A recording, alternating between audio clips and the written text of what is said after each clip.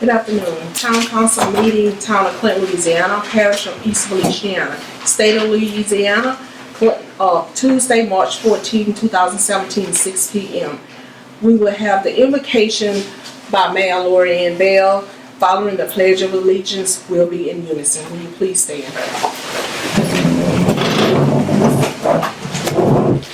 Heads bowed and all eyes closed, please. Father God, here it is again, your servants with heads bowed and hearts lifted towards heaven. Father, we come to say thank you, Jesus. Lord, thank you for all the things that you've done.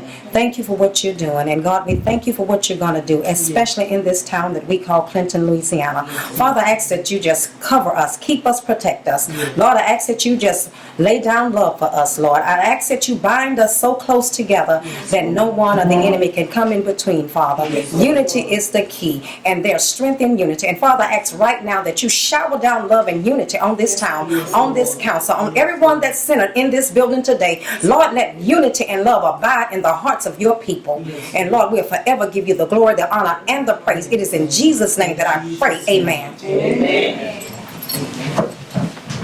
I pledge allegiance to the flag of the United States of America and to the republic for which it stands, one nation, under God, indivisible, with liberty and justice for all.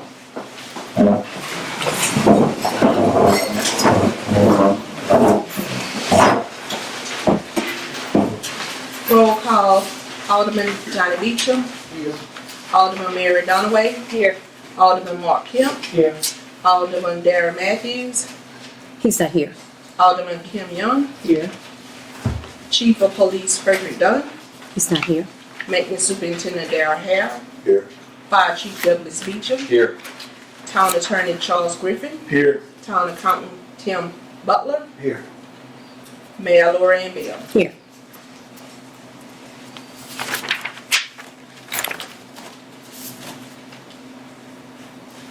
Okay, at this time, I will entertain a motion for the minutes of February 14, 2017. I think, excuse me, I think there needs to be a correction Yes. on where it states, here's the address for the box, it's 12496 Feliciana Bank, and that's Feliciana Drive. It's on page Yes. 2. Yes.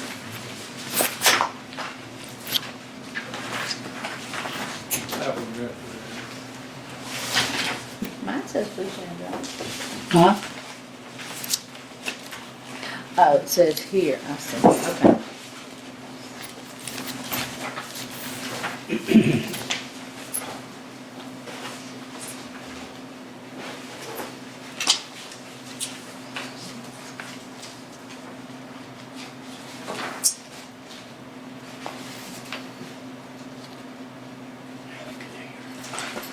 Okay.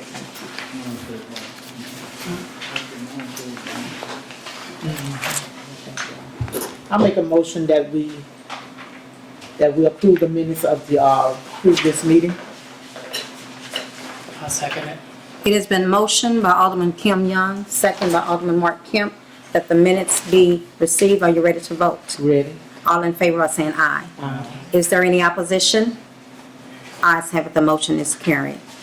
Next item on the agenda, approval of accounts payable. Kim? I make a motion that we approve the accounts payable for the month. It has been motioned by Alderman Kim Young. Do I have a second? I second it. Second by Alderman Mark Kemp. Are you ready to vote? Ready? All in favor of saying aye. Any opposition? Ayes have it, the motion is carried. Next item on the agenda, Ms. Kent, Ms. Carol Kent, you can approach the podium.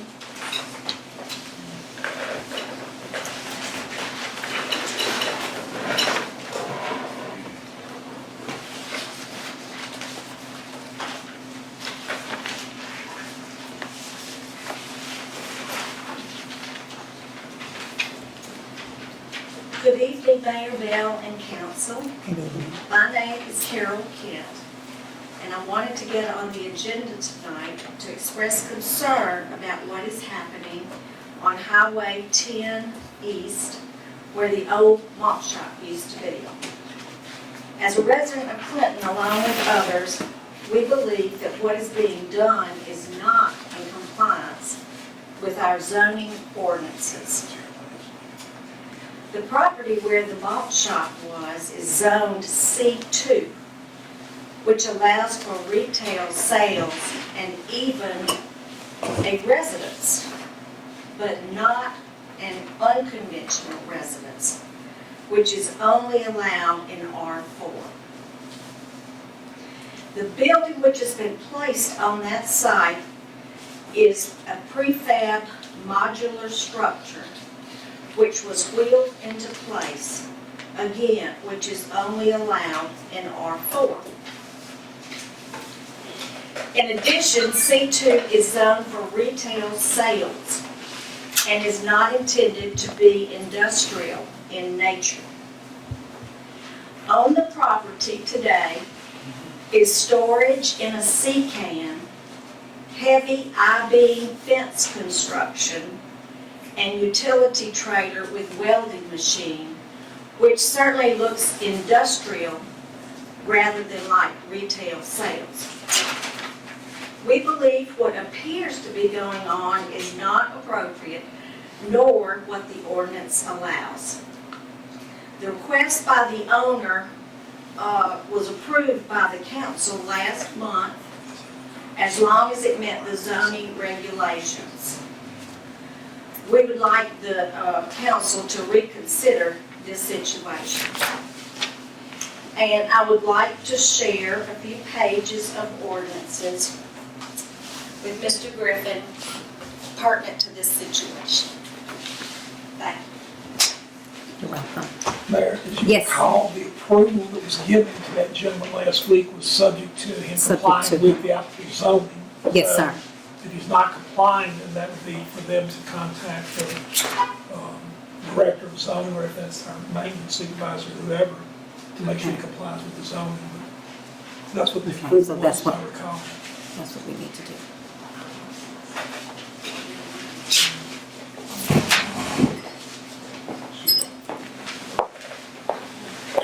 Mayor Bill, would it be Yes. possible to have Mr. Griffin restate what he just said? It's hard to hear on the back here.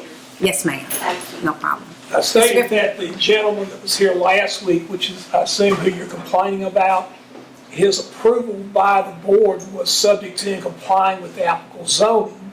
So if he's not complying with the zoning, then those complaints need to be directed to the director of zoning, I think is our maintenance superintendent, or I guess is who's in charge of enforcing the zoning, or whoever it is. So they did not approve anything outside of the applicable zoning for that area. Yes, ma'am. I would like to ask Mr. Griffin if his legal opinion would be that they are or not in compliance. Well, I don't know. I haven't been out there to see. I don't know whether they're in compliance or not. That's not my job. That's for the director of the planning and zoning to determine if there's a violation, which is usually by a citizen such as yourself making a written complaint, and then they'll see if they're in compliance or not. Well, does C2 allow for a modular building or prefab building?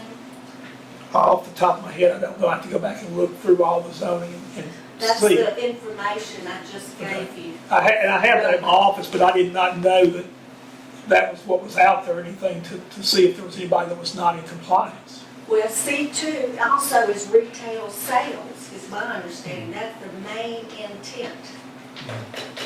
There's no retail sales there. Yes.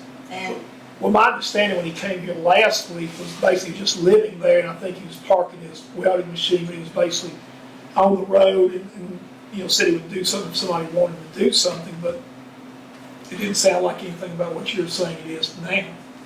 that's what it's like now. Yeah, but that wasn't what was conveyed to the board last week, or last month, I should say.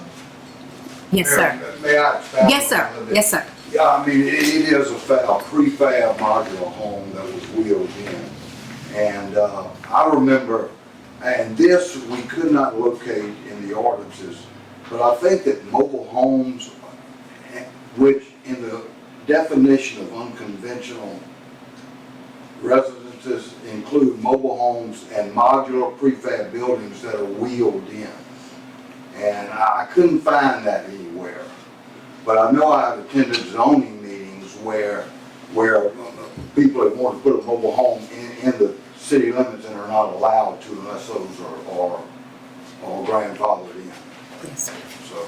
Now, this building has wheels on it? No, Underneath? but in the definition of unconventional housing, it includes prefabs, and I think it states, it's right there in those papers, that includes mobile homes or prefab modular buildings that are wheeled in.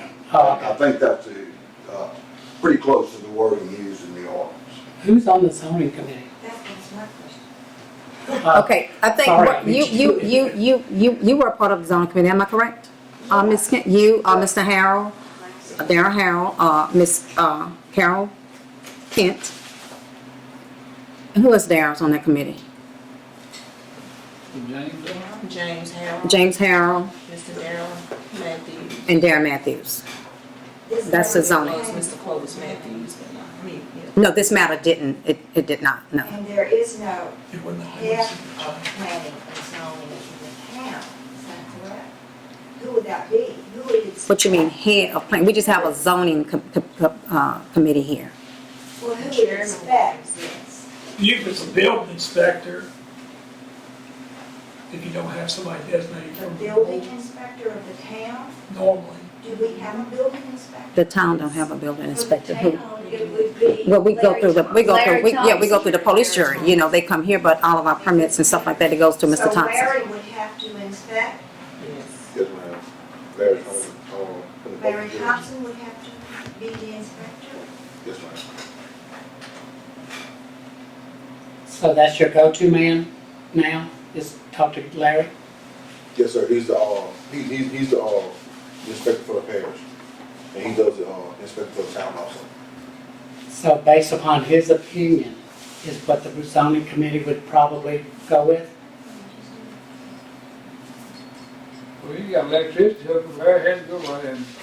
But pretty much, in order to get a permit, and that's why permits are issued through the police jury, so that's how it would go. We were wondering at what point he would come in on this. At what point, who? Before or after he had to have an occupancy, right? Normally that would be the procedure. And so at what point would an inspector come in to see if the ordinance is, like he does in the parish, for instance? Well, it just depends on how they handle it. I mean, if they don't have a procedure where they require them to show like with a plat, what's gonna be on the property and the dimensions and such, there wouldn't be any way for them to know ahead of time. It probably would have to be after the fact, but the way you would ideally have it is you had more requirement up front where you would know specifically what the person's doing with the property. Yes, ma'am. What you just said, Mr. Griffin, I believe, is in our ordinance. You have to have a plat, a survey, a measurement of the lot. He had all that, he brought a drawing, the way everything was gonna be. And what he was going to put on the lot, Yeah, because one unit was there, now there's two. too much. Well, there was There's two one. structures. Yeah. He said he was gonna move a place in to live and he was gonna have storage of his equipment. He was not And he doing was- sales, but he was right. gonna store equipment. Yes, ma'am. I guess my point is, that type of residence or dwelling is not allowed in C2 by Okay. definition. That's the first point. And the second point is that C2 stands for commercial, you know, like a business. It has nothing to do with industrial, which I think welding and I mean, if anyone would go by there and look at the fence, it is like beginning to look bulletproof. I-beams, structural I-beams are what he's using for fence posts. And so it's very industrial in nature, Okay. which is not allowed in C2 either. That has to be in an industrial zoning area. Okay. So when we This gave is- the approval and said It was that contingent upon- Contingent on zoning. Zoning. So this is what we can do. I have a suggestion. Okay, tomorrow, Mr. Harrell, you can go out and put your eyes on that place. Get with Mr. Larry. If it's not in compliance with zoning, then we need to bring it back before the board. Ms. Kent, is that satisfactory? You can do that? And then, and if at all possible, if, Mr. Harrell, again, if you can get with the other members of the zoning committee, and you all can call a meeting. You know, normally, you all meet when there's a zoning need. It's not just a, meet once a month or whatever thing like that, but maybe you all need to meet. Maybe you all need to meet, the zoning committee, you all need to meet. So if you can do that for me as well. Is that satisfactory to everybody? Mr. Harrell will go out, put his eyes on the place, and get with Mr. Thompson, and we'll bring it back before the board. Mayor, Yes, sir. Yes, sir. thank you.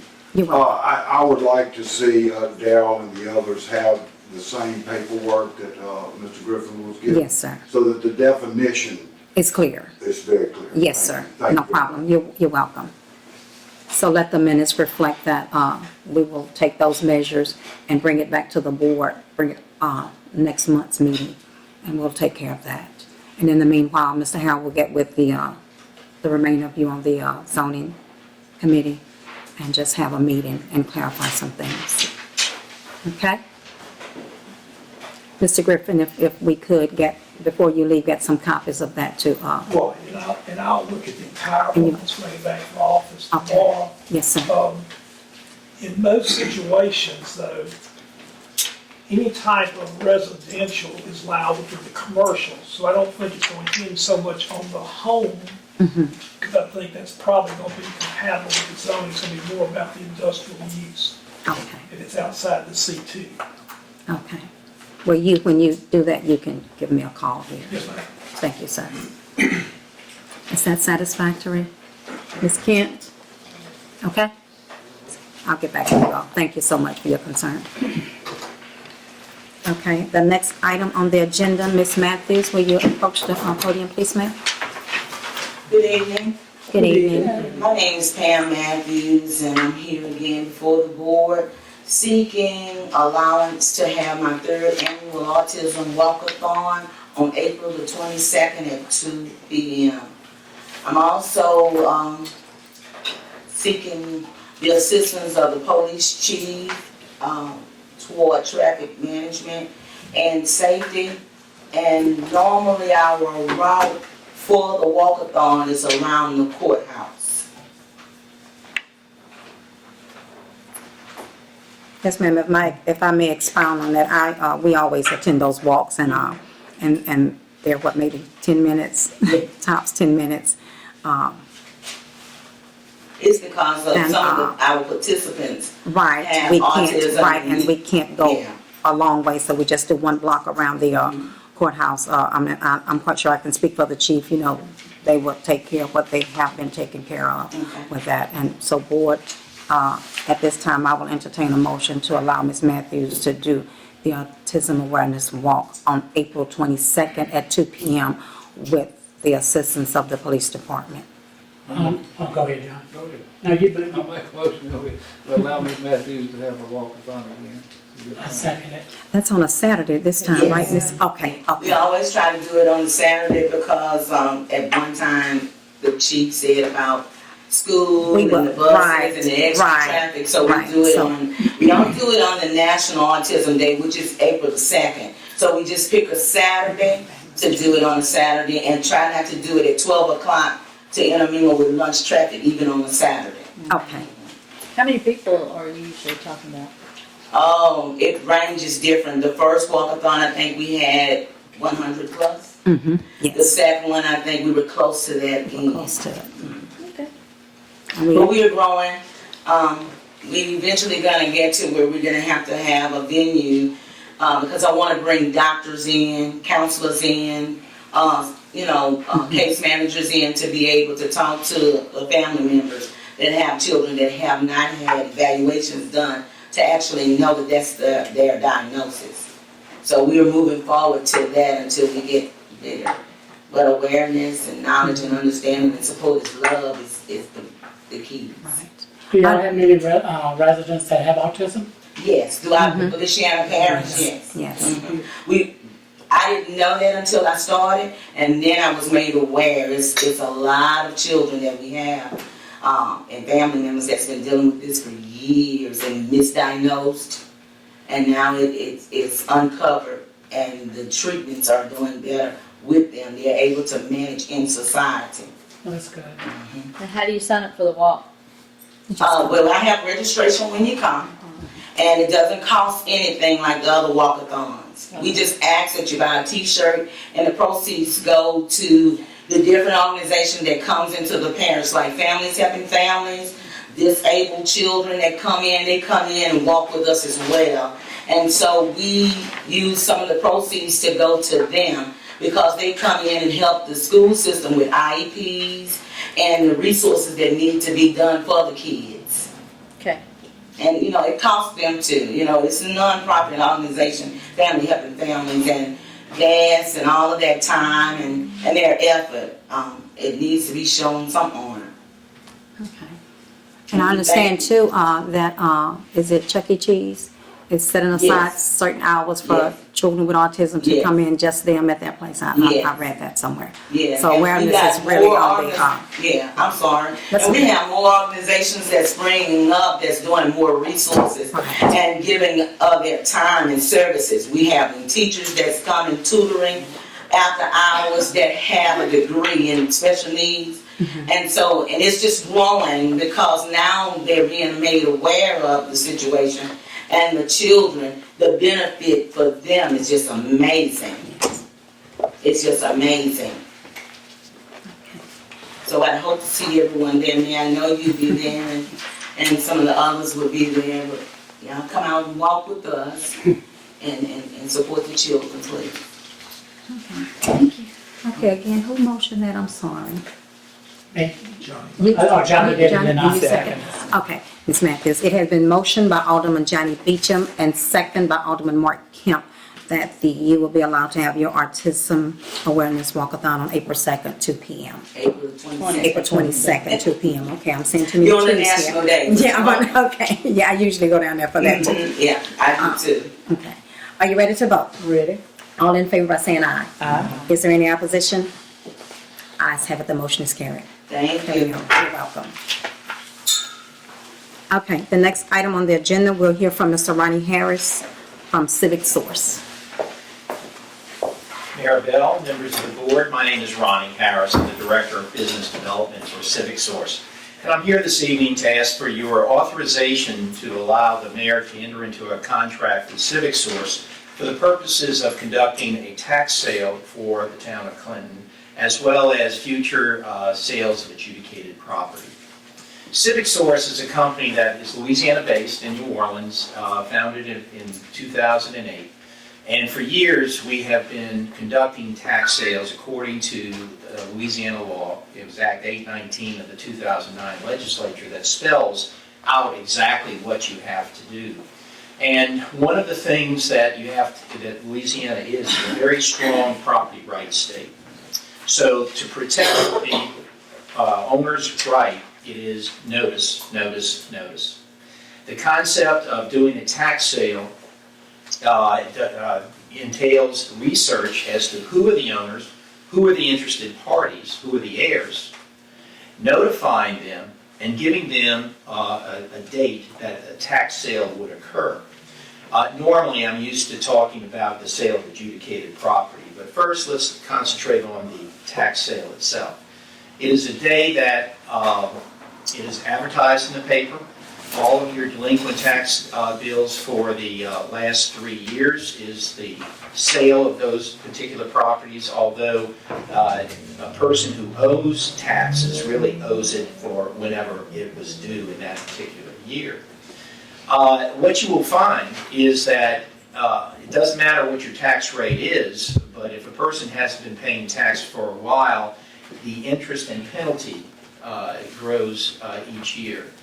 So this is cash on the table that is the town, I'm sure that as any government is interested in revenues, these tax dollars need to be collected on a regular basis.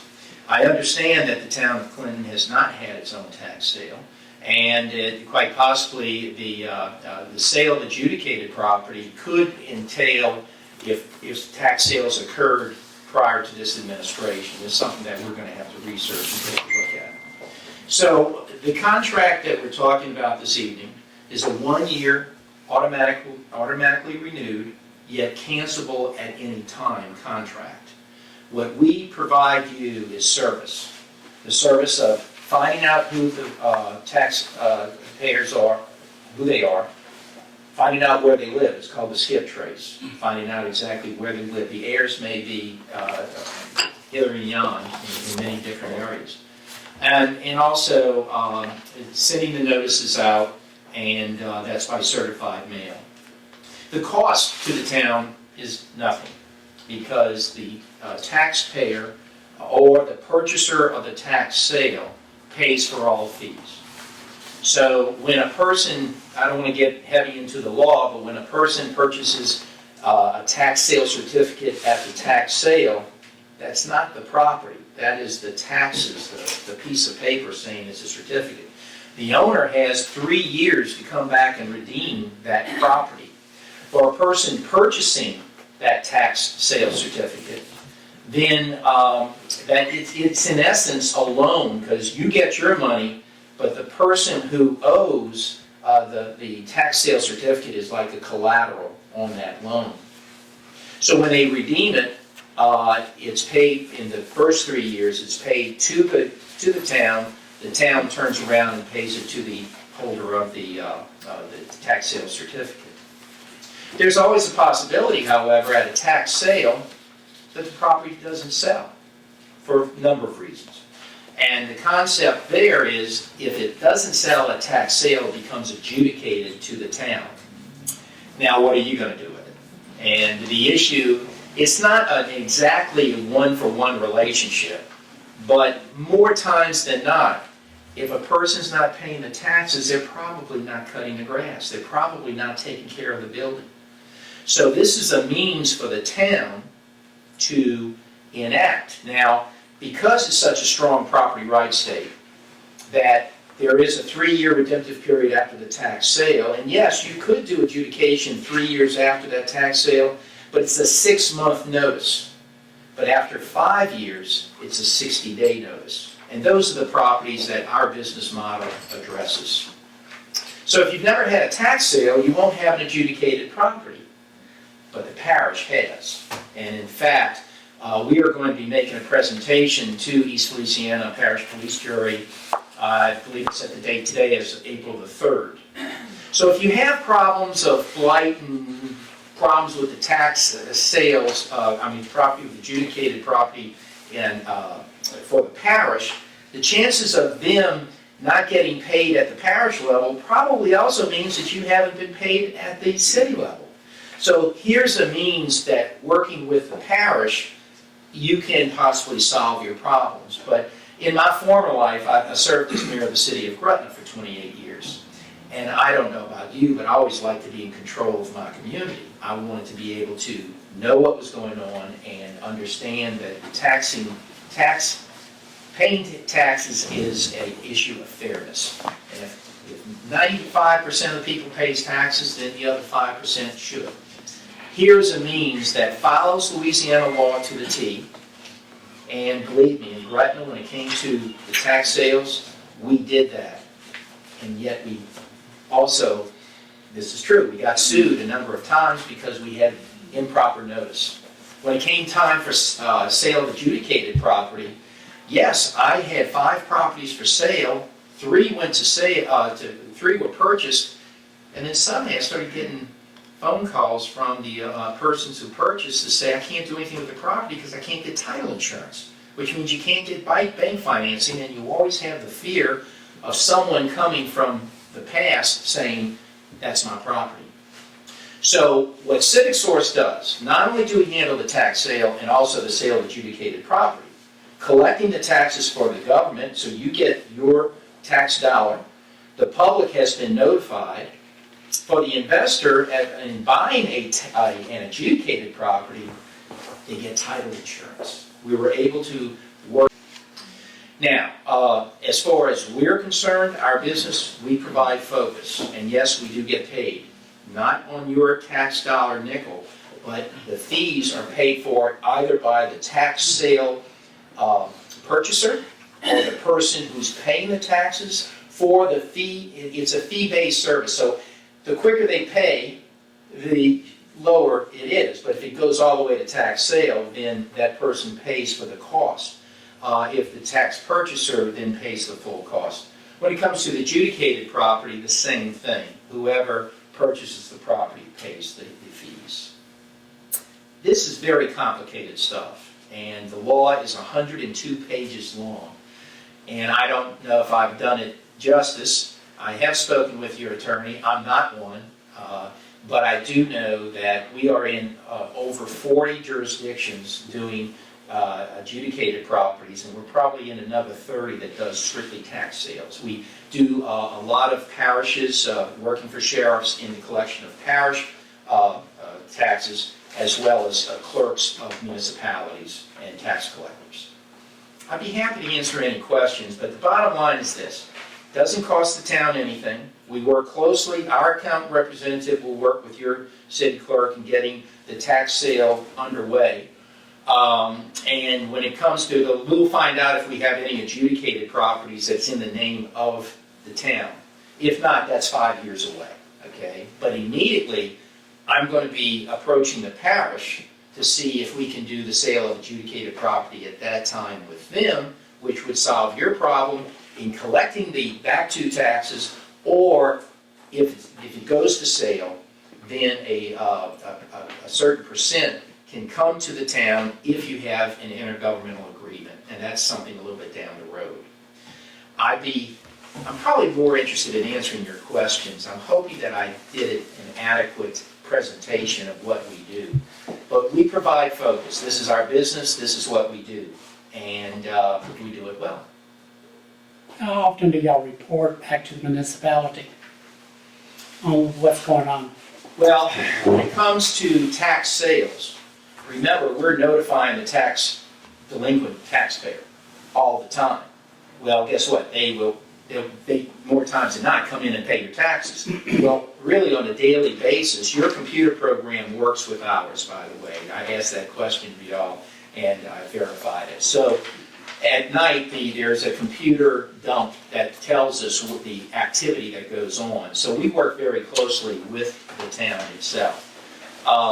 For adjudicated properties, that's a little bit of a different matter, and I don't think you're there yet, quite frankly.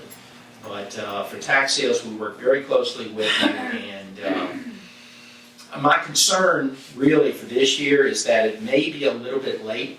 We may want to do this in 2017, but it depends on the extent of the problem, and we'll talk with your clerk, we'll talk with our principals, and see what we can do for this year. Why would you want to wait on collecting? Well, we don't, but normally taxes are due December 31st. And then you have a period of time where the notices go out. And normally in June or July, you hold a tax sale, and that time is rapidly approaching right now. And when you do something a little bit later than that, then you kind of interfere with the assessor opening their books as far as having the proper information. We run up against the assessor's rules and regulations, and that's one of the reasons we try to get it in that early spring window. Okay, now what happens if they haven't paid their municipal tax, they haven't paid their parish tax, and you're seeking to claim them or the money? Does and let's say it goes to adjudicating. Who gets the property?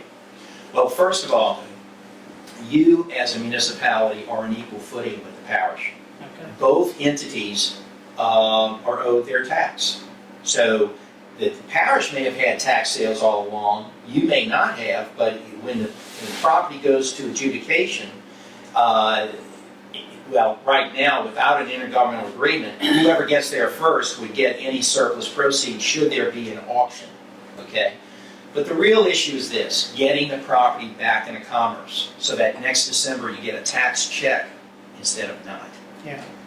But no, you're on equal footing with the parish. The parish does not trump you, although at this stage of the game with adjudicated properties, they are one up on you because they've had tax sales. I hope that answered your question. What newspaper do you advertise? Your newspaper, the official journal of the town. So the Watchman, which goes into the Advocate now? Okay. We're throughout the state of Louisiana, and state law requires that all legal advertising occurs into your particular official journal. Now, if we need a policy and procedure for this, will y'all help develop that? Or is it necessary? I don't think it's necessary because of the fact that it's outlined in state law. Okay. I think you're covered there because it's pretty much across the board. We just signed the contract for your service. That's correct. Yes, ma'am. And the sale is held where? Where? Is there a location for folks to? This is a choice that you have because we began as an information technology company and we have online sales. It works very, very well with adjudicated properties. For tax sales, if you want to have the tax sale here at Town Hall, you can. We have listened to our client because when we first came through, you know how technology people are. They say, man, this is better than anything else and we're going to be online. Well, not everybody's online. Right. And we found that our clients like to have tax sales locally. That's what I was. And one of the things that you're going to find with the tax sale is that anybody and everybody bids on this stuff, and it's a real archaic way of auctioning. And your attorney probably could explain it a lot better than me, but your taxes are paid. Who determines the winner is by percentage of ownership, and which is really archaic. But the whole concept is that when you get paid, the person who's investing gets a 17% return on their money in that first year. After that, it's 12%. There's no bank that pays that. That is only if the property is redeemed. Some of these people who bid on tax sales really don't want the property. They just want the money. If it's blighted property, you still have the problem. Okay? The concept of an adjudicated sale is a little bit different because it's usually the local investor that knows where the property is, knows the neighborhood, knows the market, and knows what they're going to do with the property. And that's one of the things that we have found as well. So to comply with what I think would work in Clinton, we would do all the legal notifications. Okay, we would find out who owns the property and all their interested parties. We would find out where they live through a skip trace procedure, and we do certified mail. Okay, and we notify. In fact, if I'm not mistaken, for tax sales, we also do first-class letters because good news never travels by certified mail. But we want to get the word in their hands to say you owe the taxes, so we do both procedures. The concept of adjudicated sales is a little bit different, but again, until we find out exactly if you have any adjudicated properties, I think we'll cross that bridge when we get to it. Now, what do you do if you have multiple heirs, live all over the country, they may have died and they have children? How do you handle all that? I call that Grandma Jones's property. Okay? Number one, there's a million reasons why that piece of property got in that situation, and you've heard most of them, right? Mm-hmm. You're exactly right. Grandma Jones died 20 years ago. Mary was paying the bill. She got sick, or the dog ate the tax bill, and suddenly she forgot. The brothers and sisters didn't know that she's not paying the taxes, and now they got a legal problem. Okay? What is our job? We find those 29 heirs between here and Kingdom Come, and we notify them. And that's all that Louisiana law requires. Now, Louisiana law also requires that you have to keep the documentation. And again, being an information technology company, everything that we do is digitized. So if there's ever a challenge in court, we have everything listed, including when we have a call center people call, we record the conversations to make sure that things are accurate.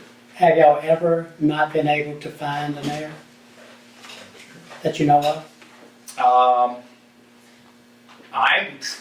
I've been told, based on my experience with Civic Source, that they have been able to trace all of the owners.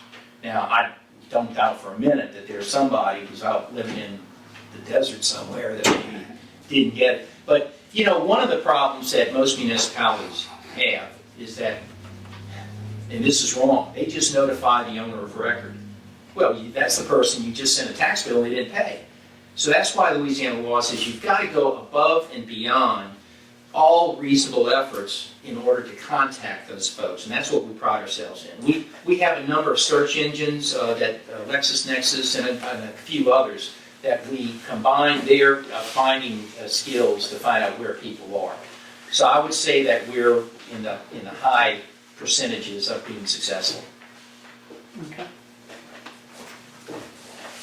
And by the way, we do indemnify the municipality should there be a challenge. So I think that would more or less solve your concerns if there's errors being made or anything like that. Now, if there was any legal proceedings started due to, they said that they didn't get notice, what have you, whatever, y'all go to bat for us? Yes, we indemnify you. It's listed in the contract, and we have gone to court. Although our challenges have been extremely few, if any, quite frankly. I'm sorry, I'm not the attorney who, usually we travel together, but he is in St. Helena Parish right now talking to their police jury. So our adjudicated properties, we've been making that push for the last 2 years, and that is growing statewide. And our tax sales, we have been around since 2008. And do we know if we already have a large number of delinquent property taxes in the town? Well, if you've never had a tax sale, I can almost assure you that you have some delinquent tax bills and taxpayers. When it comes to adjudicated properties, that's unknown. The assessor would have an adjudicated list. When he doesn't sell a tax sale and it's adjudicated, they stop sending tax bills out, period. Mm-hmm. And so that's why they just stay in limbo. The delinquency on adjudicated properties in excess of 22 years. The 1974 Constitution put local government in charge of property taxes. State government doesn't collect the property tax, just local government. So those people who have not paid since 74 is to the local government. Anything prior to 74 is still in state records, because I visited their basement full of old tax records. So, you know, they exist. But as I said, you've heard all the reasons why they've gotten that situation. There's only one way out, and that's by Act 819 and the rules that they outline.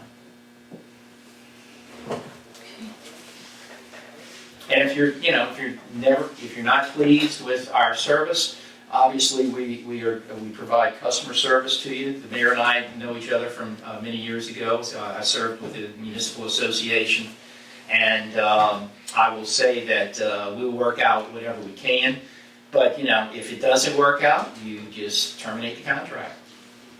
But I don't think that's going to happen. Good.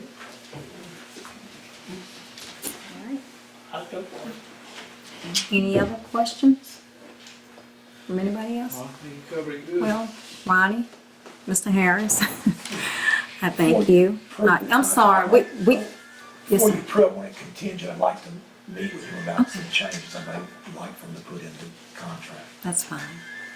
Otherwise, it's fine.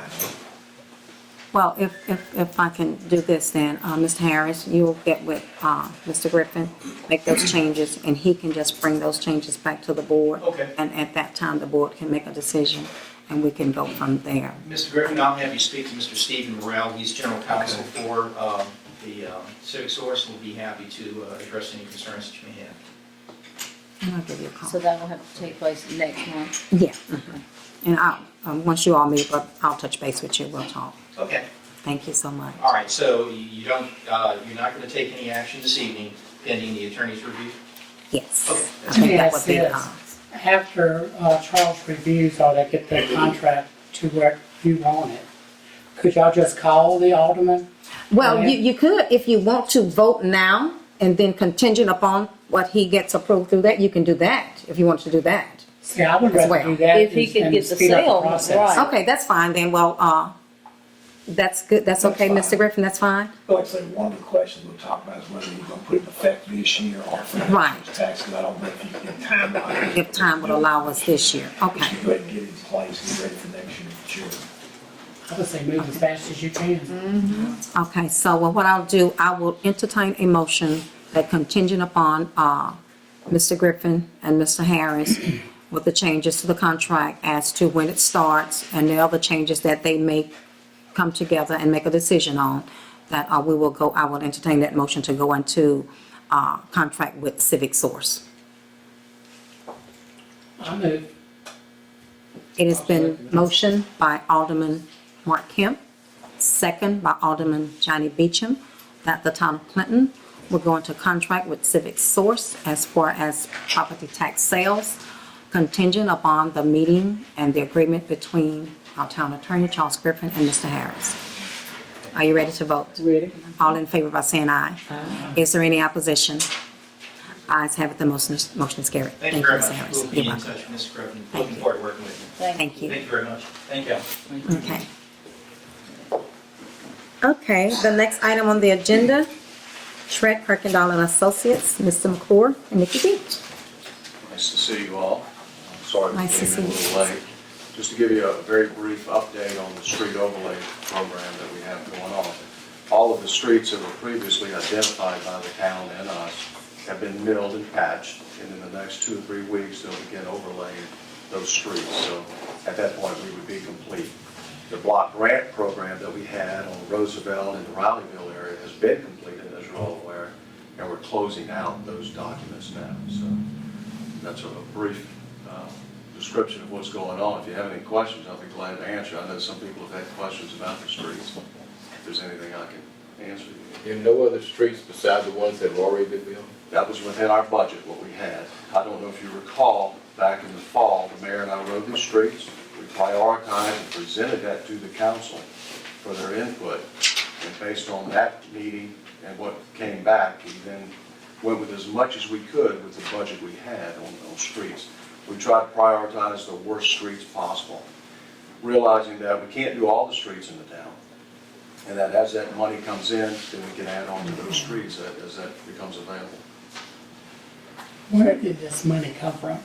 These are local funds for these streets. Okay, where did the local funds come from? Streets and sidewalk funds, the street and sidewalk Okay, monies. the money from the movie company did not play a part, or does? The movie company, we only got a check for $5,000. Some people think y'all got to go by. No, see, what some people thought is that because the movie was in the town of Clinton, that the town of Clinton would get this big gigantic check. And what people fail to realize is that the inconvenience wasn't the town of Clinton itself. It was businesses along the town of Clinton that was inconvenienced, and these people had to be accommodated. We could not take money from Mac Nights because, Mac Nights was inconvenienced. Nothing was inconvenienced on this end of town. It was on the main stretch. So it wouldn't even be feasible for the town to even think that we're going to get the check that belongs to the business owners on the main stretch. So what the movie company did was gave us a check for $5,000. That was all the town got. So the fictitious story that we got $1,500,000, no, we did not. 5,000. Be nice. 3 zeros. 3 zeros, yes. So we have Oak, we have, Just no, it's about this much on Oak. That's it. yeah, a little bit. Jackson Street. It's from Jackson to 10. Yeah, it's Yes, about that was the, 30 yards. And if you recall, that section of Oak, the local people there said they wouldn't even drive that section right there. It was so Yeah. bad. right, they never. So that's why, we could spend all the money just doing Oak Street, but none of the other streets in town would have had any work done. So we try to look at the worst areas.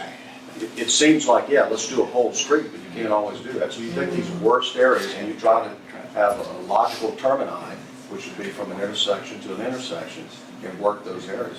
It'd be great if we had $900,000 to do all the streets, but the town just didn't have that money. But that was a real bad area. I'm glad you pointed that out. I mean, the guy that lives literally right at that intersection, I don't know his name, came out several times, said he won't even drive that. He goes around it. It was so bad. I know. How long did it take to collect the, or get the save for the 200,000? Do y'all have any idea? What you mean to collect it? Well, I mean, to save for it, to do this road work. I don't have an idea as to how long it took to get it. I don't have an idea. Okay, the- From the sales tax funds from the, co-insured, so that money was still in there. Plus, there's other bills that are also paid out of that fund. So it varies. So, yes. About 25 years. Long time. In the past, y'all have done sidewalks, you've done other things, you have money for patching comes out of there, I'm sure, so you're using that money. But, you know, the good thing now is that you allocate it to this overlay. So Church Yeah. Street where the little bridge is and they've done the patching, that's just slated for patching? That's not No, gonna be no, the part of- patching and mill will be overlaid. Anytime you see a mill and patch, then we're gonna come back gonna and be overlay. overlaid. We being the contractor, I'm not the contractor. But normally what we want them to do is to mill it down, clean it off, get those loose aggregates out. And any patches, which I went out and helped identify, where we see base failure, things like that, they go in and dig that out and patch, and then we go ahead and overlay. So the overlay, normally what they want to do, they being the contractor, is to mobilize certain parts of their company. So the milling group is completely different than the overlay group. So there's no point in having them both out here at the same time. They want to come out and mill everything, and then come out and overlay everything. So they'll be doing that in the next 2 or 3 weeks, and they'll be complete. Well, I think it'd be through before then, they've already done all south all the way. They may be, but Well, they got one of those, a one couple of side. things have happened, that they had trouble with their plant here recently. Yeah. And if it rains, that's going to stop them. So instead of me saying they'll be done next week, Well, I know. yeah. So I would say for the town to realize that within 2 or 3 weeks they'll be done. Well, yeah. Is Bank That Street part allows of for any. Yes. it? Down by the council on aging? Well, the streets do ride better once it's Yes, we milled, gotta, Yeah. even though it's gonna have to rain. but I think it's right. I thought we're gonna use that and add some more to it, to try to do as much of Bank Street as we can. So how far will Bank Street go with the 35,000? Bank Street's not getting it, it's not milled at all. No, it's not meal, but it's, Nothing on Bank Street, and this one. No, but she's saying we have a grant for Bank Street, so I'm wondering how much of Bank Street? Starting, With the grant, not much. not much. We have a $35,000 grant with Main Street. Is that for this end, But I mean, this right thing here. is not bad, like maybe, yeah, like, to the bridge? yeah. Silverman, Hmm. on the end, like, On that other- Silverman School and all that, that's gonna be the end that gets done first. So the bridge is right here? Yeah, right there. That's a bad area. That's a real bad area. like the funeral We'll just, home to the council on aging, will it cover that for? I don't know if it'll cover that much. We'll just have to look at it and see. Unless you stretch some dollars. I don't know. And then, and I know too, Gary, because, I mean, I live here, I ride the streets, and I know that as far as the money in the patch, and once they mill that up, and then you get to see the worst of everything, because you have but we talking 40+ years of nothing but patching and nothing, so Yeah, we and- thankful for what we got. Part of what we try to do as a group is to identify the Right. areas where the heavier traffic is. That's too. right. We're trying to, there's more vehicles. So, the whole town needs to be overlaid. Yes, There's no doubt about that. Yeah. Main Street is bad. Lots of streets are bad. yeah. But you only had so much money. Yeah. So you can sit on the money and say, well, we can't do them all, so we're not gonna do any. Or you can do some of them and gradually do it. And the town has the foresight to do that. So, that's where we are. And we will continue to apply for grants. Back in the Rileyville area, we got a $600,000 grant for that. The reason you get it in certain areas, grants are only for low to moderate income. So that allowed you to get grant money back there and spend your town's money elsewhere. Right. So it extended your monies, really is what it did. And so now you can keep applying for these grants where you can, but, and continue to spend that money. What about a loan, getting a loan? Who can You can get a loan. You can go through USDA. I mean, there's monies available. Remember, Johnny, we talked about that, the USDA money. We've talked about USDA. Gary many, talked many about that times. many times. Yeah. Whether it be for water, sewer, streets, I mean, there's lots of things we can do. We just finished redoing all the lift stations for the town with a grant. So the town has been very, very fortunate. Yeah, That water well we did down here behind Owens Cleaners was $800,000 grant. right. A lot of towns don't get that. Street grants is unheard of. Unheard of. And your town got a street grant Yeah. for all that Rileyville. So y'all been very fortunate. And we'll continue to do that, look for those grants for you. But, a USDA loan, certainly, if that's something you're interested in, we can pursue that for you. That's gonna take some effort, because we have to identify, have some meetings, we can come up with what they call a preliminary engineering report. So there's some effort up front to do that. And there is some grant money associated with USDA. But if that's something you want to pursue, then we need to really start looking at that and get the town involved and be serious we're going to do that before we just say, maybe we'll do it, maybe we won't do it. We want to be sure that's what we want to do. And those loans are typically about 50 years. Payback. Yeah. But it's a bond, and so it just sits out there. I will tell you some news I'm aware of. DOTD, you may be aware of this already, is about to modify that intersection at 67 where it goes, where you go 67, 10, 67, that bad turn. They're modifying that so big trucks can make that turn now. As part of that, I don't know if you all remember, several years ago, we did a downtown enhancement for the town, which was to put some sidewalks and some trees down there for the main street. Well, DOTD stopped that project and said, we want to include it in ours. So as part of this project, when they build that intersection right there, they're going to go in and put those planters in with some sprinkler systems. We did have uplighting. They said, no, you can't do the uplighting, so they took that out. So, but that's DOTD. But that will be starting here probably in the next 6 to 9 months, I would expect. Yes, I have the maps. It's going to allow trucks to make that turn a little better. When they're coming from north to south, they almost hit those buildings there. Well, it took out a light bulb, not race it. Yeah. So they're going to do some modifications there with a little island. It should look much better. That parking area right there, they're going to take a lot of that out. Yeah, you can do it 67 and 10 too, right? Yeah, it's going to be right here, 67, 10, 67. Yeah. The big modification will be that right turn going up to 67. But that's a DOTD project. They're handling all of that. So, just to give you an update on it. If there's any other questions, I'd be glad to answer. Miss Ligon, you had a Oh, question? I just had a question previously, I can address to the council, I guess, on the monies going into this street fund. Do we receive any monies from the parish road and from their, I pay parish taxes. I know. Do I get anything back from the town for streets? Why don't we? Because the police there don't give the town nothing. But they found out about a year ago that is not true, that they could do it. They could. Let me just share this with you all. Last, was it last year before last? Anyway, we had some meetings as far as some monies for the town, dealing with this situation. And I went to I don't know what you call it, it was in Baton Rouge, one of the representatives. We went down there. And what happened, I was told by one of the police jurors at that time that, there was a question on the board. I went to a meeting as to them giving the town some monies for whatever. And the question was, should we get those monies? So what I was told is that maybe, and I'll just use 2 days, they got the answer Tuesday that yes, you can give these monies to the town, but they spent it Monday. But they won't. They spent the money Monday. That's how it was explained to me. Oh yes, we found out. Yes, we can do this, but it was spent before we already spent it. Yes. When they did Bank Street coming toward town to Lewis 5, they tried to get it done all the way up here. Up here. But all the police jury has to vote for them to do it. When you do something in your area, they all have to vote for you to get it. They wouldn't give them nothing. They wouldn't get it. We need to be at that meeting next time, can we find out? We can What find do they out. spend it? Miss Angie. Let's put a toll road on the police jury officer. Yeah, but that's what.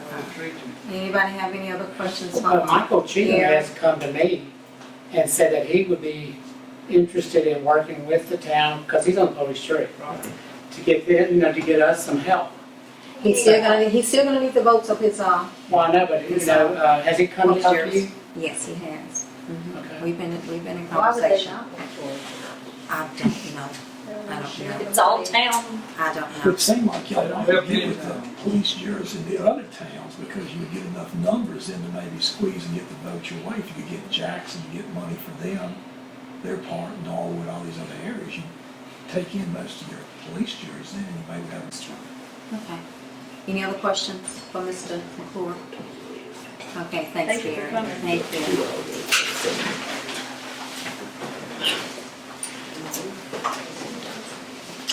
And let me just add this now, as far as grant monies, Nikki and I, we were at the state office last Tuesday, and they're changing the ways of how we apply for grants, but we were there for the training and we got it down pat. So we're gonna be doing some work as far as getting some money. Continue asking, begging, whatever we need to do. Okay. Okay, the next item on the agenda, Mr. Butler. We still, the town is still in good position, mainly due to property tax rolling in. So we're up about $154,000 for the year, which always seems to be a trend every year. You know, we start off good. The property taxes, if you notice on your general fund balance sheet, has come down to $77,000. Which that's a pretty good drop from last month.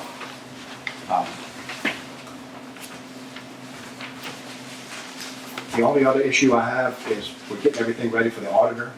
Have to have it by the end of March, and Bill Gaines will be doing that. Same guy that did the audit last year. The only issue that we have again is back to the flood, and that's going to be some things we're going to have to work through on the audit. But other than that, we got any questions? Do you think that's gonna slow up getting the information to him? Not to him, but what he'll have to do. The issue is, there's a bunch of receivables from FEMA, and we've applied for the money, but we haven't gotten it. But we have to report that on the audit. So that's gonna trip it up. And I'm sorry, FEMA, they were here Wednesday. I was out that day, but they were here Wednesday, and I spoke with, I talked to Tier. Which one I talked to? Terry and Tammy. Okay, and she did assure me that they're pushing it, and hopefully they're gonna go ahead and get that check to us. So hopefully. Because see, one of the issues, well, I'm talking about roads and stuff for sales tax, we had to borrow $250,000 from the sales tax fund. Right. Which is dedicated To money cover- for streets and sidewalks. Right. So that has to be paid back. It has to be paid back. So when that comes in, we'll pay that back, and then maybe they can do more roads. Yeah. Do you think the report will be timely filed with the legislative auditor? That's up to Bill. I can't answer that question. But what we've tried to do over the last couple of years is get the books to a point where when he gets them, they're more in Just go line, in and where he can just plug and play. plug it in. We've come a long way with modifying the financials, but it's a lot better now. I'll say that. So it shouldn't be a problem. And last year wasn't too bad. I don't know, there was some hang up we had. It wasn't even, I don't know how long it was, but because we had we were doing our sewer project, and that would have held up our state funds for that, but it never interrupted that, even though we were delinquent, were late with it. Right. Was late with it, but it still worked out. Yeah, because see, once you get over $750,000 from grants and stuff, it throws That's the that audit single to a audit. whole another single audit, that throws it into a whole another realm. So that's time consuming. Well, the legislative auditors hadn't given any kind of extension just across the board. No, No. they don't waver on their day. Okay, I thought, well, maybe with the flood issues and all that. And they didn't say that in that training either, did they, Miss Angie? That they were, okay, they didn't even express that in the training we went to, so. I have one more question, I'll leave y'all alone. On the administrative salary audit person, you have listed $5,500 for February. How is that coming up? That's when we had to go back and do it from January and February. Pay it from January and. Well, okay, 2,500, and if it's, you're talking about those 3 checks, Yes. we have 2,500 and 1,500. Is that Plus 55? the mayor's salary comes out of that, and Mr. Griffin's salary is also with that. It's in that figure? Yes. But then the title should be changed, it's just not auditor person, huh?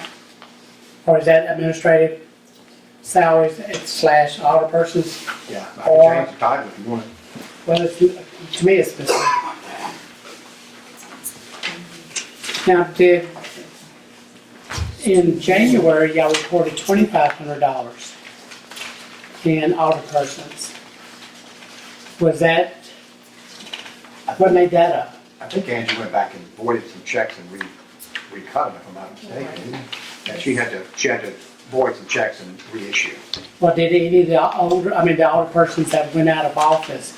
Did they get a check? No. No. The last check was in December.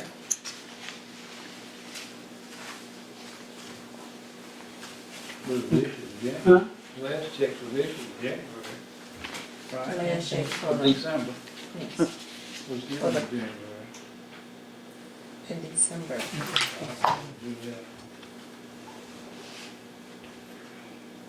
Yeah, because at that December meeting.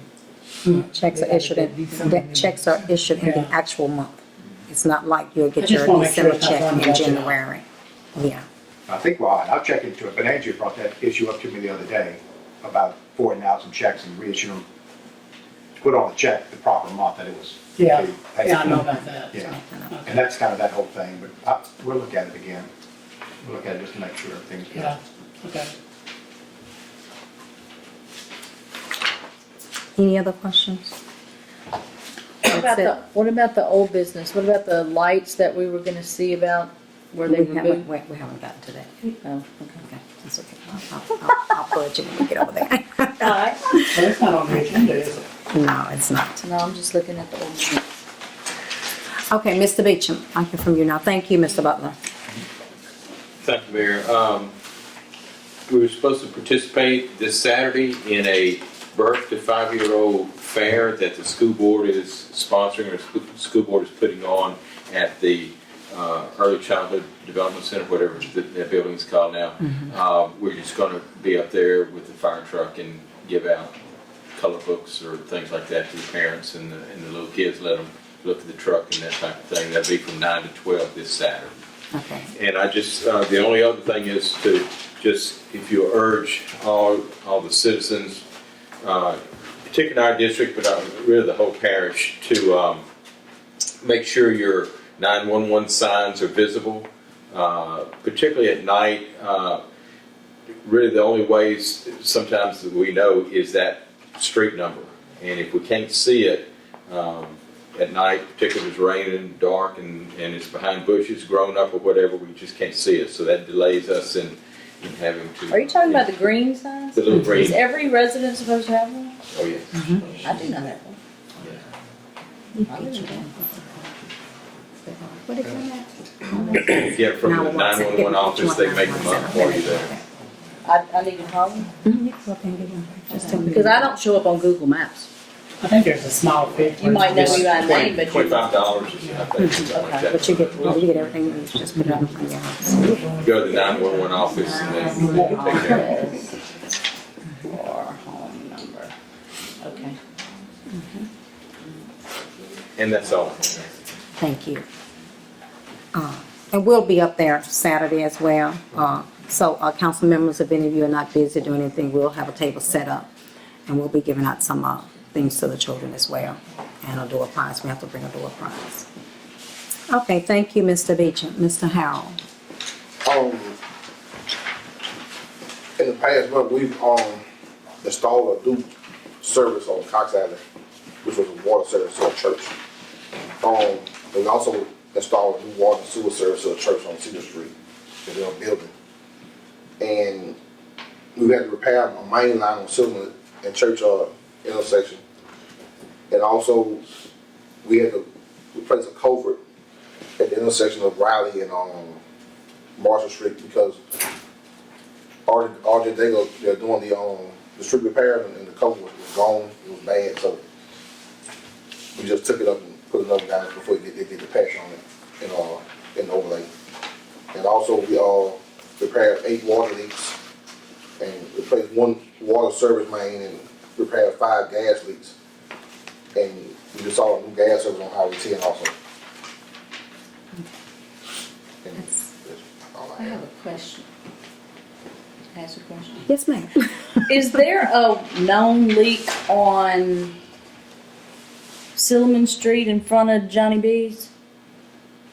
What kind of leak? Is there? I'm just at a water leak. Yesterday I was on that street and there was water trickle constantly right down from the school board, trickling across the driveway that enters to you.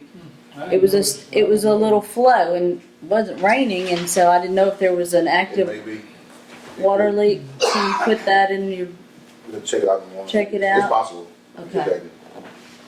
They got a water bottle, everybody had been through there, check it out. It's in the driveway entering Johnny B's closest to the school board office. It was running Not right about there. the storage. Not about the storage. I have a question, Darryl. Have you had the opportunity to check in the signs about jailbreaking? Yes, we have a sign. We did, I already gotta go pick them up, but they're ready. Oh, okay. They are ready. And then, did y'all check on those trees on Old South Drive towards Liberty Highway? To see if they need to be taken down? If so, whose responsibility? No, sir. Oh, okay. Let's put that on your bucket list. Which church is right out there on the Mount corner? Pilgrim. Mount Mount Pilgrim. Pilgrim? It's along Right there up on there on the where, left, there's some Yeah, it was trees. dead trees hanging on the power lines. along there where,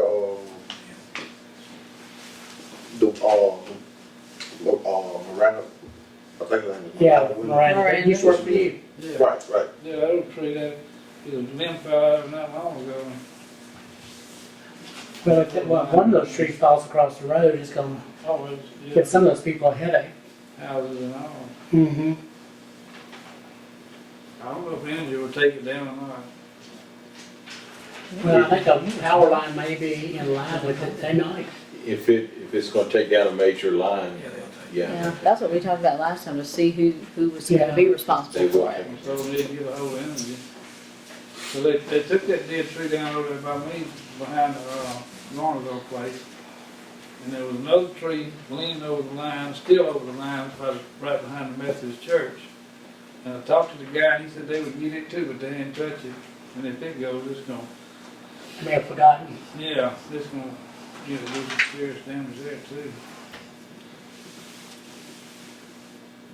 Any other questions for Mr. Harold? Mr. Harold, you can finish. Thank you. Council? Okay. Oh, I got Open it. script, council, okay. Yep. Okay, Linda Magnite called and asked if we could put a street light at the corner of Pine and Maple. Can I do that for her, or does she need to come? She says it's dark right there on that corner, and she notices at times people seem to linger there. This is up in the subdivision behind Owens. There's only, on that street, there's only one street light, I think that's Pine Street. Okay. Yes, you can do that for her. Pine Street, check that out. And Pine we'll, what? Pine and Maple, do you know where Linda K. McKnight lives? Oh, yeah. Right there on that Is corner. that the middle street? Yes. Middle Street. Yes. And then last month, I brought up the lighting uptown, right? Yes. Okay, no, I didn't address it, but, Ms. Andrew, you, For the lights in the lights, I yes. talked to Mr. Dreer. Okay, We did talk to him, and he said that, that it was discussed about the beautification, the lights going on top of the building. But he said he didn't look any further into it, but he's coming back out to look to see where they can put the lights at. I think it's probably about 2 between Church and Liberty Street that will go on St. Helena. But he's gonna come back and make sure that they only need 2. Okay, I thought it was- if he can put this light, you know, like this big bright light they put in back here, like behind the building, Yes. if he can do something like that. Right, he said he's gonna That's come not to gonna a blind, type, but, because he said okay. he just probably need just 2, one on each One side. on each. Well, I thought Charles said last month that you couldn't put a street light, so-called, on a private building. in He's the not town. talking about a He's not building, talking- he's not talking about a building. Okay, well, I know about that. Yeah. But, because there's There is a light pole on each corner of Church, St. Helena Church and St. Helena and where this is coming down here. Extension of Liberty. Right there by the clerk's office. Yeah. Yes, Liberty. Okay. Well, Okay, let hopefully me see we'll what else get I back have. with him.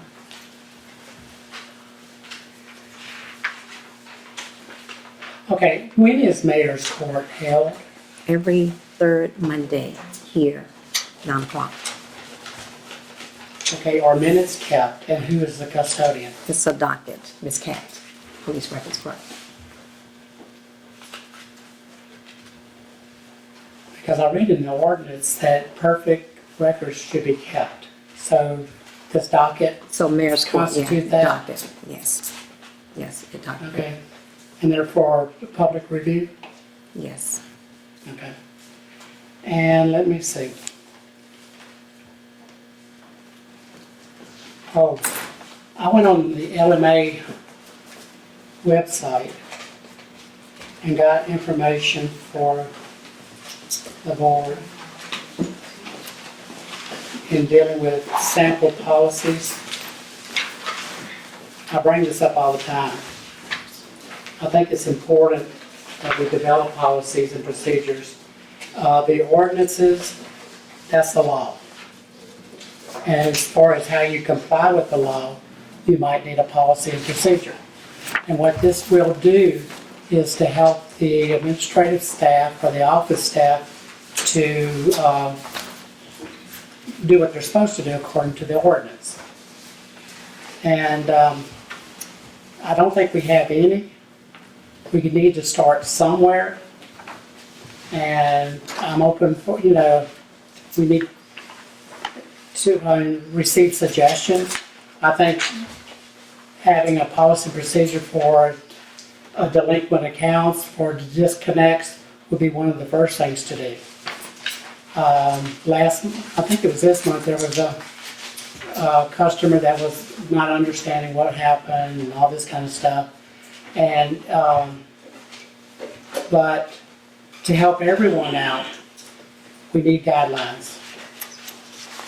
And it's suggested by the LMA. And I've been in contact with some other municipalities. They are in the process of developing things. So I think we need to be proactive and start developing some policies and procedures. The office staff needs to maybe come up with whatever they think is appropriate, and then it's presented to the board, and the board votes on it. And so that's one of my thoughts. Okay. How do y'all feel about it? Yes, ma'am. I thought that Catherine Melndee put something like that together when she was an alderman. I don't know. I did ask if we have policies, procedures, and nobody has come up with anything yet. She said that, I believe that she mimicked someone else's. Well, she may have, and that would be a good working tool. You gotta start somewhere. Right. And we might could even borrow someone's policy and procedure. And, and tweak it to the workings of Town of Clinton. I think that's what she did, that's what Yeah, do y'all know where it might be? I really believe she did do that. She talked to me about it, Yeah. so. And that customer that's in question, that as far as that particular customer's bill, sometimes customers will not be upfront as to how they handle their bills, I can understand and sometimes customers will pretend that they don't understand the policy concerning their bills. And I know that customer that we're talking about, what probably would have just cleared all that up if that customer would have been willing to, at that time when you all were here, to allow you to see their history, of how they have paid their bill over the past. But as far as the policy, they are aware that when maintenance go out to disconnect them for non-payment, a lot of times maintenance is confronted, and Ms. Harrell, you can correct me, that they are confronted by those people. And I know what the maintenance guys does, they will not get into any kind of physical altercation with customers. They know that they are not to do that, and if customers are standing in the way and they cannot disconnect, they are not to force their way to disconnect. They're to come back here, and then police officers would go out, because I know that back in the past, some years ago, maintenance went out to disconnect a customer, and this customer had a knife. Right, Mr. Harrell? Let me say. So I can they're understand. aware of they're those with those delinquent bills, they're aware of the policy, and Ms. Sharon pulled that policy, you know, that after 45 days being delinquent, that they're disconnected. And there's a $45 reconnect fee. That's been the policy of the town, because like Ms. Butler said, that policy, that handbook that Ms. Landry, they had here, it's here, and they are aware of it as far as delinquent accounts, but sometimes they tend to just, they've been allowed to just say, okay, I'll be in on the first come, we don't hear from them, then when maintenance go out to their house, well, I'm going now, and we wait, and they don't come now, and they're used to that, and it's a different ball game. So that's why some feel like, you know, I don't understand the policy. They understand. They selectively choose what they wish to understand and what they don't want to understand when it comes to So how do we paying get their around that? utilities. So you got people who will get physically in the way of your guy trying Yes, to disconnect. yes. So what we do, Yes. like bounty hunters, we gotta go out at night and we gotta take. As a matter of fact, what the mayor was talking about, I was one of the people out there when it happened. We went to do a disconnect, and they had pulled a knife on us, and the knife was about that long. They arrested? No, yeah, no. The lady was not arrested. To turn the water off and put Well, a she lock on. should have been. and we- That wasn't during this administration. Okay. She literally kicked him out. Yeah, Well, you know. they and she told literally me, she said, did. she said, I was doing the gas. She told me, I'm not gonna say what she said, but Yeah. she told me not to touch her gas. I mean, Well, I can understand all knife this this. long, you know. Yeah. I can understand all these, you know, you have lots of different scenarios, but regardless, you need a policy and procedure for disconnecting. It needs to be, that way you train all the maintenance people, all the office staff, the aldermen, they should know what's going on. But it needs to be reduced to writing. And annually, it should be reviewed in case you need to tweak it, add something to it, delete something, whatever. But every organization needs policies and procedures, and it is just training the people that, you know, in the office and all, what's expected, what to do, what have you. And let's say with Sharon, whatever day she gives the disconnect list to, she ought to report to us that it did happen.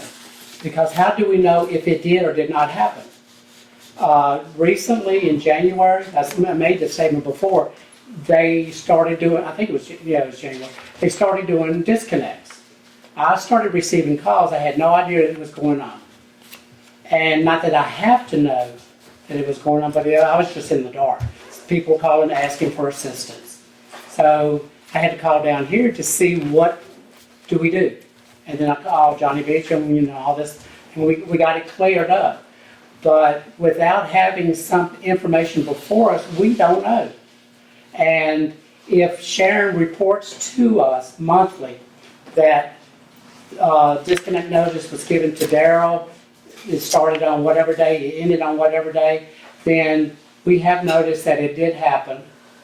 She knows that she's accountable for letting us know that it happened, and then we should not have any issues.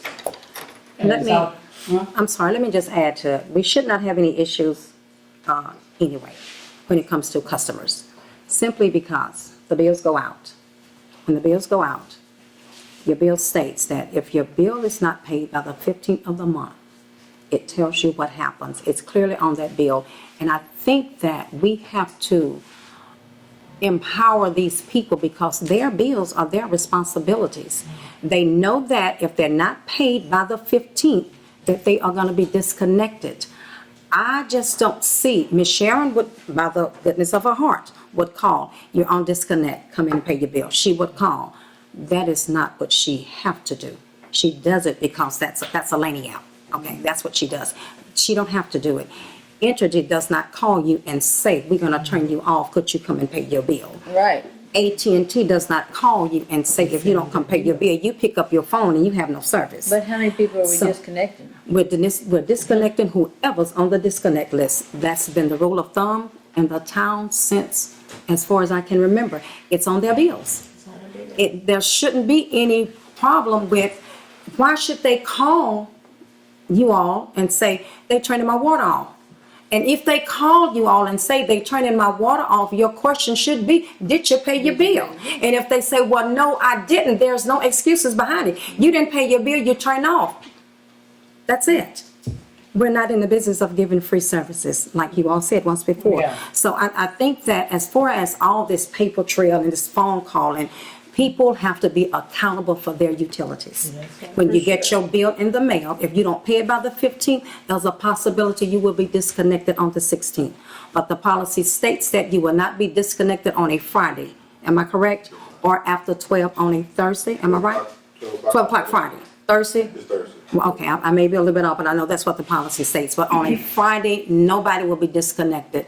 But if someone, a customer is calling saying that my bill, my water has been turned off, the next question should be, did you pay your bill by the 15th?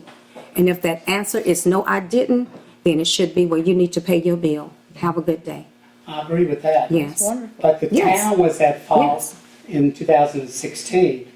Sharon told me herself that before January 2017, the last time they did disconnects was June of 2016. So there are many months that went by, and that's the only reason I can come up with why some people have these large utility bills. And when I was talking to them, I said, two things went wrong. You didn't pay your bill, and the town did not do their disconnects. That's the only way that you could accumulate that. That was also the time That was I don't right. think it was in It June. wasn't in June. It really doesn't matter. August. I think it was August during the. It was August. It was during the flood. Well, Sharon told me June. Okay. It was And August. regardless of that, business is business. Right. Even with that, they know that when they turn the faucet on, water came through the pipes. And Well, it was yeah, not and the free. town did not disconnect. And it was not free. Well, It was not giving free. them a leeway then when they didn't. That was because of the flood. That was because of the flood. So do we Well- get the list, do we have the list this time for No, the we don't. past due utilities so that we can see each month that it's No, going I don't down? think we got, but that, Because we maintenance requested gets that the last list month and and they go out. Why don't we have He the said we would get it every For the month. delinquent water, just one of the line items. Yeah, just a total amount. Just a total balance. I know, but we requested a list. That's what I have written down, that we, Which one? from now What, on, we would get the list every month Names of the and past amounts. dues. So that we could see that it's being checked off and that people are paying that. We're not just talking, saying that they're paying their bills. We need to know they're paying their bills. It's the town's money and we got Who to can have it. obtain that right. information And we besides gotta have Sharon? Who can obtain it? Miss Sharon is the Is she the utility only clerk. one? She's the utility clerk. Well, that's not good. Why is it not good if she's the utility clerk? We're not a big Because what town. happens if she were to go to the Lord tomorrow? Who's gonna be able to get in there? We're all and do it? trained to go in there. Even I can go in and get it. We're Well, all you just trained. said that They she trained me. wasn't just her. I said that's her job. That's what she does. I didn't say there wasn't anyone else So everyone trained is to do it. cross-trained? Yes, we are. Okay, that's Yeah. good. We step in and fill in for everybody. We're family here. Well, okay, that's good. But I have been here before and I was told only she could take the payment. But anyway. Oh, who told you that? I don't remember, that was been a while back. Oh, must have been a while back because even I can take a Last year or payment. so. Even I can take a payment. We all take payments. Well, I mean, that's a good thing. Cross-training is great. Yes, it is. It's that unity we have here in the town You got hall. somebody up there? Yes, ma'am. I guess my other question is, and maybe it's for you, I don't know, but Uh-oh. can we give, people's names out like that? I mean, when they're asking for that list of the people who don't, pay their bills, is it okay to give their names out? No, they can't give them out. I mean, other than the fact that just like your taxes, I mean, when you don't pay and they go ahead and publish it for the tax sale, and that's the name of the property owner, the amount, is public record. Right, but okay, I guess I'm trying to understand, what are y'all gonna do with it once you get it? Well, we asked last time if it was public record Right, apparently we have a very large amount of money that is outstanding that has not been paid past due utilities. So we asked if that was public knowledge, and he said yes, and so we asked to have the list so that it would be an office. It's for the council members who are responsible for knowing what's going on with the town's money. What are we taking in and what are we spending? To have that list this month, then next month we can say, hey, great, we knocked these 12 off. And the next month Yeah, we knocked this many I understand off. that, that's not really. So that's what we asked for, and he assured us that we would have the list But I'm from now on. wondering But who's gonna work the list? And like last month, it was said that when the list was shown to some of the council members, that they called the mayor and told them that their bill was being discussed. They called me to pretty much jump Say that me, they but did they have said, been you know, why discussed. are you discussing my bill? In the neighborhood. You know, Now, who did they So- so say? who's discussing? they didn't say, you know, people are never gonna say, why is my bill being discussed in the community? I mean, I know how to diffuse and calm down even the Well, I know average I do. Alliance, Well, so, it's, I haven't discussed it in the community, but my answer but would this be is, is that yeah, it's town this is, money, that's right, why. but this is, okay, Ms. Kim, you wanna say something? Yeah. I think to clear up what Ms. Butler is saying, and me as an alderwoman, I would love to have the figures. I don't need to know the names, because to me, that's confidentiality. You know, for me to say, well, Miss Whatchman, I don't even wanna see it. Just give me figures. I'll deal with figures. And I think Ms. Sharon does a good job as of calling people, letting them know they're getting disconnected and doing what she do. Now, she can't make them come and pay it, but they can cut it off. Well, that's what I'm asking. So, yeah. The list, who works the list? Ms. Sharon. Ms. Sharon and maintenance, mhm. Yeah. Because even, and let me just go ahead and expound on a scenario that just happened. What happened, and Ms. Sharon, she still don't stop.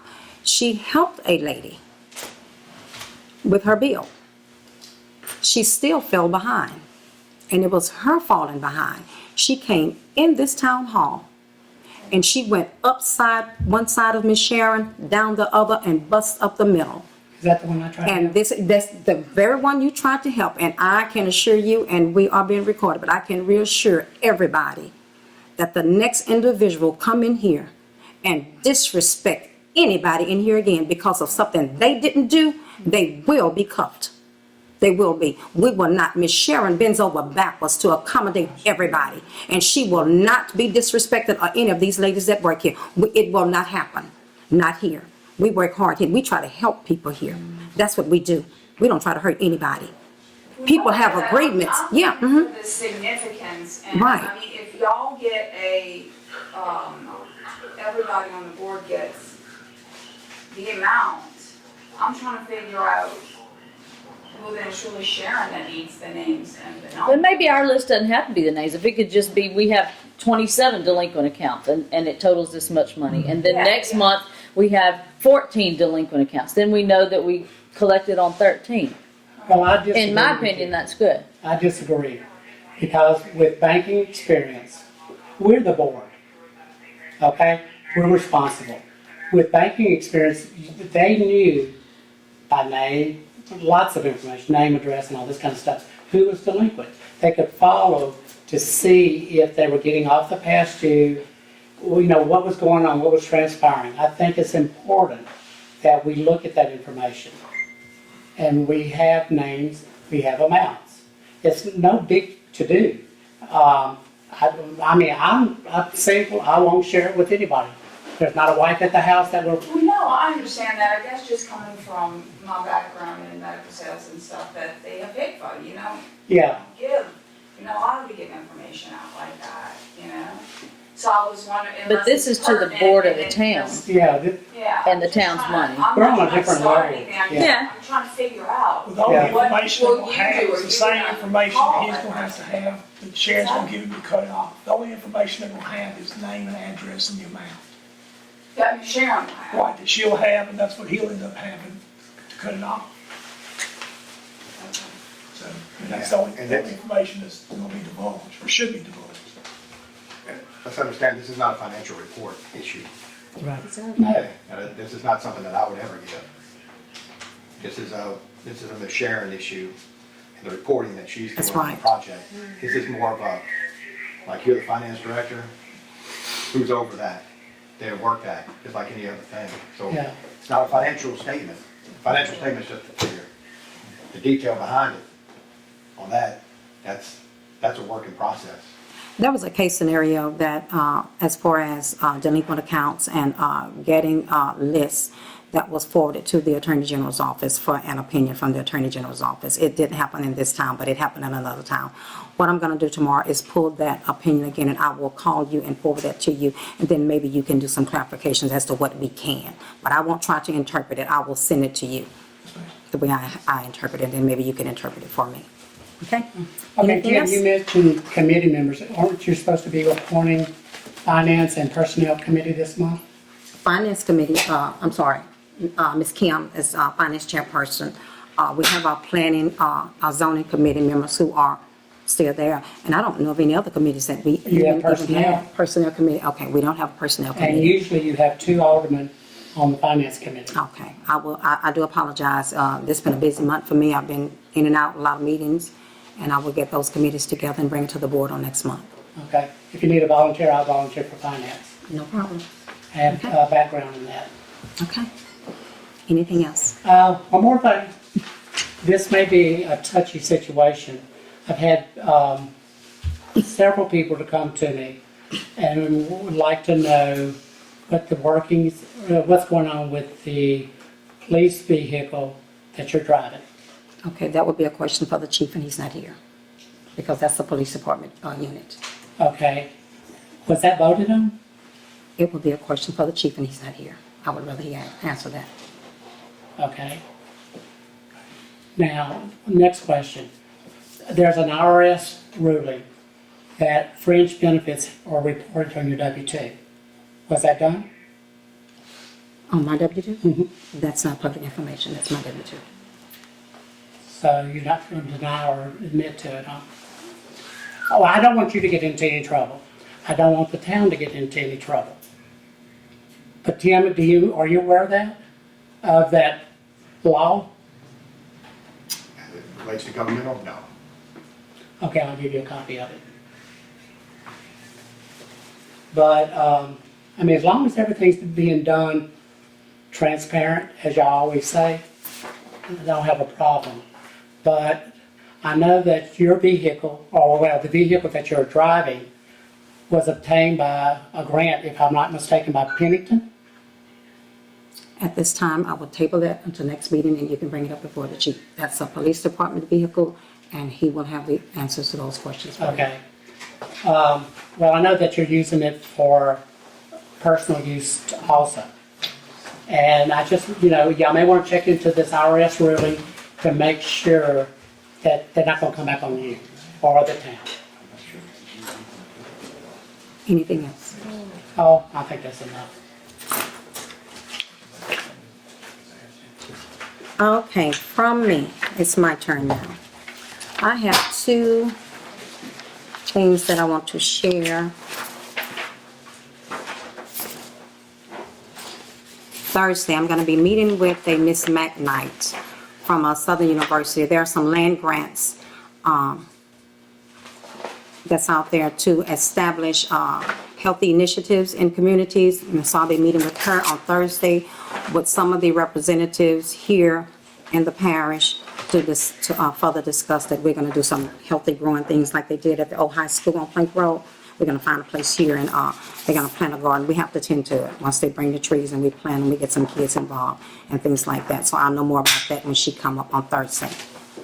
And also, Capital Area Reentry Coalition. They have already been in meetings with the sheriff and the drug council as far as getting East Louisiana involved with people once they're incarcerated, when they re-enter back into the community. So through networking, I went to a couple of honors programs and networked with some people. So I'll be invited to that meeting to see what part that the town of Clinton can play with that. I also been in conversation with the young lady as far as healthy initiatives, as far as obesity with children up here. It's all geared towards children. What we do here, we do a lot of things to bring out the adults. So what we're gonna do is try to take a different road and deal with things with children. So she was here today, she's gonna come back. When did she say she's coming back, you saying? She didn't say exactly when she was coming in. Okay. Okay, but those are some of the things that we have on the table, some of the projects that we're doing. Do I have anything else? Saturday, again, like Mr. Beecham said, I'll be there, the chief will be there, I think some of the police officers will be there Saturday at the Early Learning Center. And we have some things that we're gonna pass out to the children that Saturday, coloring books, colors, paper, pencil, things like that. I think that's it. We have anything else, Ms. I have Angie? one more thing, whenever you finish. Okay. You have anything? Okay, I think that's all I have. I have one more thing. The ordinances for the town, are they filed at the clerk of court's office? Mr. Griffin? You mean the ordinance that the town has by? Uh-huh. I don't know. No, I don't know if they have that Who recorded. are they filed with, Angie? it will be with municipal code. They They are, normally are, but I know, I don't No, know any they- place where they're recorded. no, they're never recorded.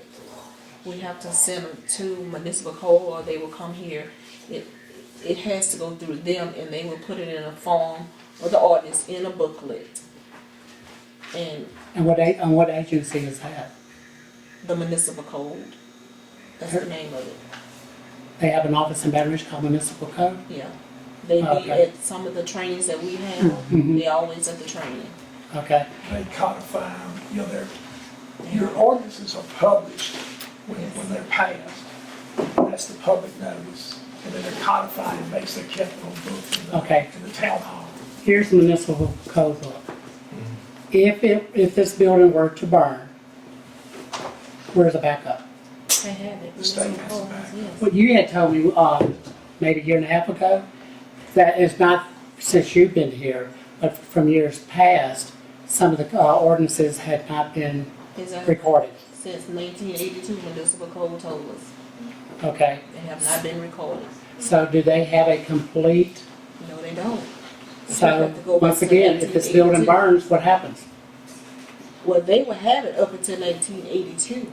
Okay, well, 82 to 2017 is a long time. Well, I wasn't here in 1982. Well, I know that, but we are here now. I know that, but it's a lot of work has to be done. I have to go back and research all those ordinances.